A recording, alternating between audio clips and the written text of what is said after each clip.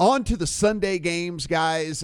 This one, you're not going to get this big, long diatribe from me on this one. It is the Cleveland Browns, Kansas City Chiefs. We are sitting as a 10 right now, 57 and a half on your total. The Chiefs coming off a bye, as we know. Of course, the Browns, as we alluded to at the top of the show, coming off of that pretty easy win over the Steelers where they got spotted 28 points early in the game.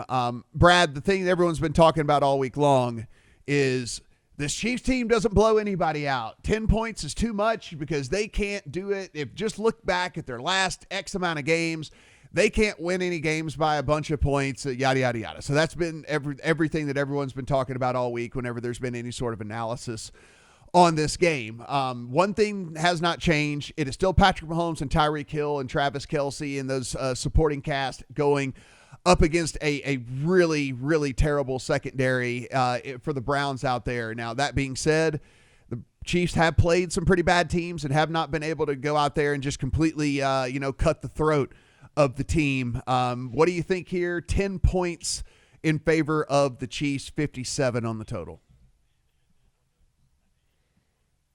Yes. So again, it's another. There's a lot of unknowns, and he's starting with what you said there.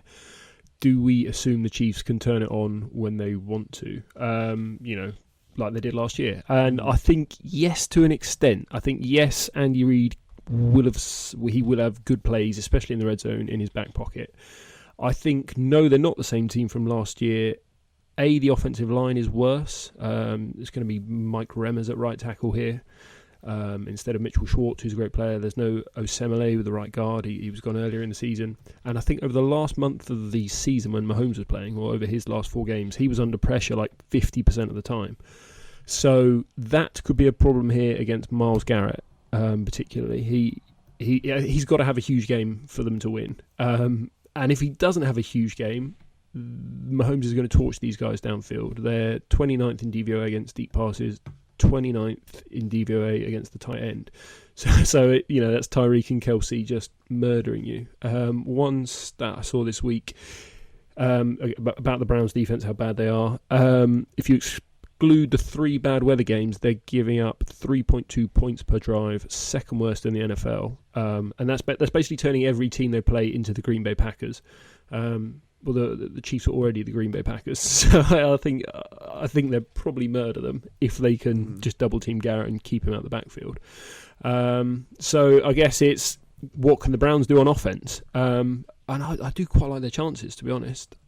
Again, over the last 6 weeks of the season, the Chiefs are down there in 29th in defensive DVOA. I think that's probably one of the reasons they've not been covering is people getting in the back door, and I think it's probably up front. The Frank Clark has kind of gone missing. So I think the Browns' offensive line is going to dominate this game. I think they can, they've got the all-pro guards inside it in Batonio and, what's his name, Wyatt Teller. So I think they nullify the only real menace up front on Kansas City, which is Chris Jones inside. So I think they can move the ball very well. I think if they get that run game going, they've got the play action. So I can see both teams going up and down the field, to be honest. Now, the line currently reflects that at 57.5, doesn't it? So I would wait personally and see if we can get it back below the 57, because I'm sure there'll be money betting the under in an outdoor playoff game at 57. There will be money for the under at some point, I would guess. So about that offensive line, and things could certainly change. We did have a DNP on Thursday by Jack Conklin. We had a limited practice by Wyatt Teller on Thursday as well. So something to monitor there for this Browns team that, again, actually had a very, very, very highly rated offensive line all year long, not only in run blocking but also in pass blocking as well. But if you're down a couple of those key pieces, it certainly could change our opinion, I think, on this in that. Brett, 10 points.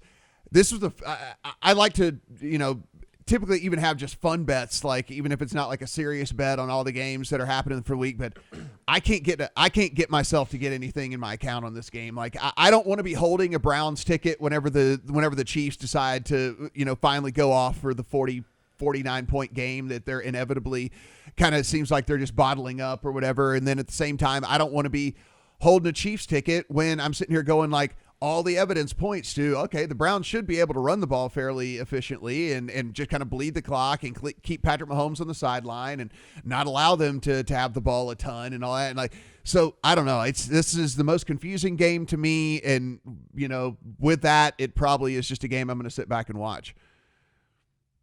Yeah, I mean, I don't touch Chiefs spreads because a lot of the time it's a question of do they care about blowing teams out. Because in a lot of these games where people go back and they're looking at the final score and they're saying like, well, they only won by 4, they only won by 7. Like in all those games, they're up by like 17 at some point in the game, and it's just like then they just don't keep on with what they're doing.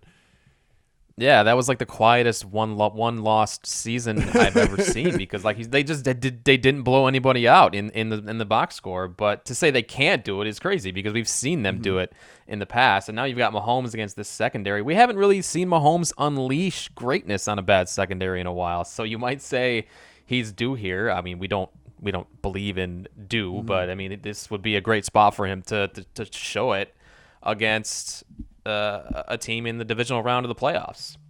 Certainly, if the Chiefs jump out to an early lead, this one could get ugly. Yeah. Because the Browns aren't really built to play from behind. This is a team that ranks 29th in pass play percentage. They run the football, and they've won games by running the football this year. But they could find a lot of success running the football in this game if they do. If Conklin and Teller do play and are right.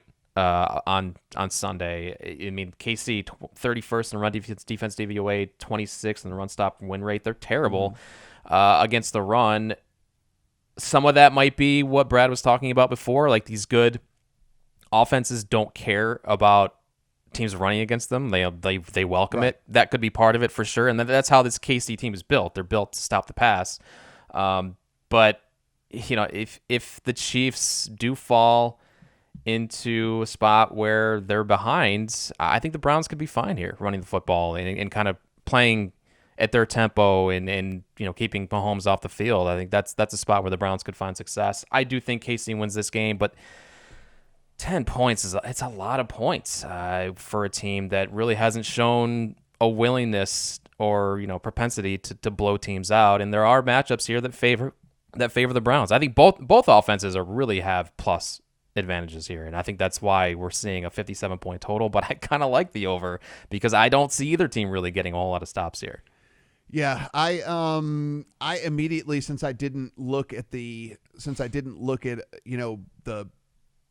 side really in this one, I was trying to look, okay, is there any props that look appealing to me? And I think for me, the one thing here is, how much success they're going to have. I guess I don't really know, but I know they're going to try like hell with Nick Chubb running the ball.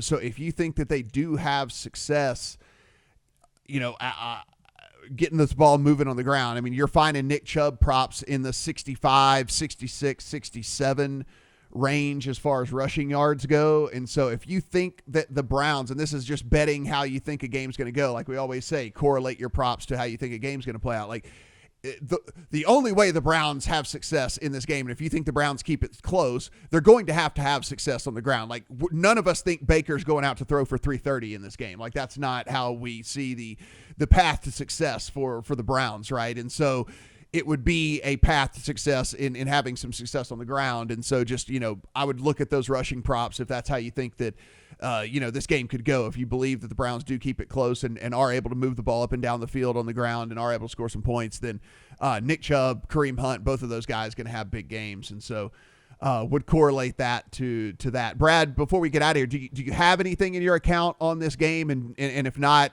do you think there'll be anything there, or is this more a sit back and watch?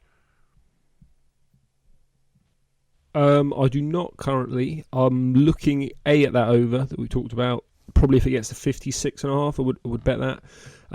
Possibly at the Browns plus 10 is definitely the side I would look at. And the last thing I wanted to mention was potential rust. So obviously the Chiefs rested in Week 17.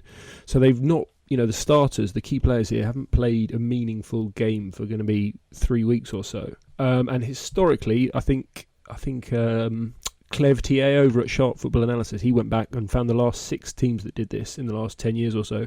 And none of them covered as a favourite because I think, the theory is you're rusty, you've not played at this elite competition level for 3-4 weeks, and you're playing a team that's played 6 days ago. So there's a chance, the Chiefs, they could come out flat. They did it all 3 playoff games last year. I think they went 3 and out on the first drive. So there is a chance that the Browns come out and get themselves another 7-14-0 lead. And I think that plays into the over as well, a bit like we saw last week. If the Browns can play downhill, as it were, run the ball, play action, and then just force the Chiefs to go 90% pass against that secondary, then we could get another 90-point game like last week. So an in-play over if the Browns get ahead as well might be well worth a look.